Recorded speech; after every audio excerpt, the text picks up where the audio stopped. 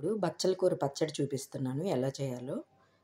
కావాల్సినవి బచ్చల కూర తరిగి పెట్టుకున్నానండి, ఎండుమిర్చి ఒక 12-15 కాయలు, వెల్లుల్లి ఒక 6 వెల్లుల్లి ఇలా లైట్గా దంచి పెట్టుకున్నాను, ధనియాలు ఒక పెద్ద స్పూన్ అంత, జీలకర్ర ఒక 3/4 స్పూన్ అంత, చింతపండు ఒక నిమ్మకాయ, చిన్న నిమ్మకాయ సైజ్ అంతా నానబెట్టుకొని పెట్టుకున్నాను. ఇప్పుడు ప్రాసెస్ చూద్దాము. ఇదండి, పొయ్యి ముట్టించుకొని ఒక బాండీ పెట్టుకున్నాను.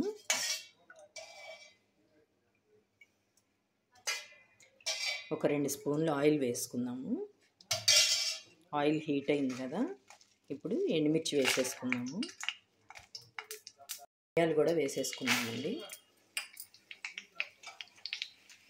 అలాగే జీలకర్ర కూడా వేసేస్తున్నాము.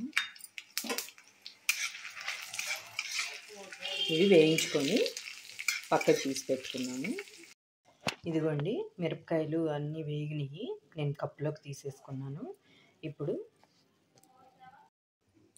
అదే బాండీలో మనం మళ్ళీ 1 స్పూన్ నూనె వేసుకుందాము.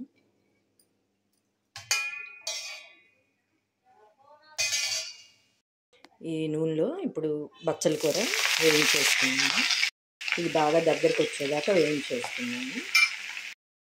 ఇదిగోండి, బచ్చల కూర కూడా బాగా వేగిపోయింది కదా, మనం స్టవ్ ఆఫ్ చేసుకున్నాము. ఇది చల్లారాక మిక్సీ వేసుకున్నాము. ఇదిగోండి, ఇవి చల్లారిపోయినాయి ఎండుమిర్చి. ఇప్పుడు మనం సరిపడినంత ఉప్పు వేసుకొని, ఫస్ట్ వెల్లుల్లిపాయలు ఉప్పు వేసుకొని వీటిలో ఇవి రంజేసుకుందాము.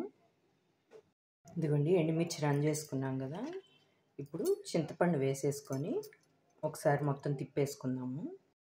చింతపండు కూడా వేసి రంజేసుకున్నాం కదా, ఇప్పుడు బచ్చల కూర కూడా చల్లారింది. మనం ఈ ఆకుకూర కూడా బచ్చల కూర కూడా వేసేసుకొని ఒకసారి రంజేసుకుందాము. ఇదిగోండి, ఆకు కూడా వేసి రంజేసేసుకున్నాం కదా, బౌల్లోకి తీసేసుకుందాము.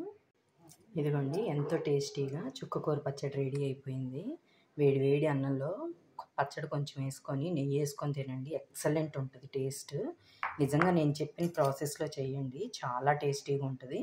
నా వీడియో నచ్చితే లైక్ చేయండి, షేర్ చేయండి, కామెంట్ చేయండి. బాయ్.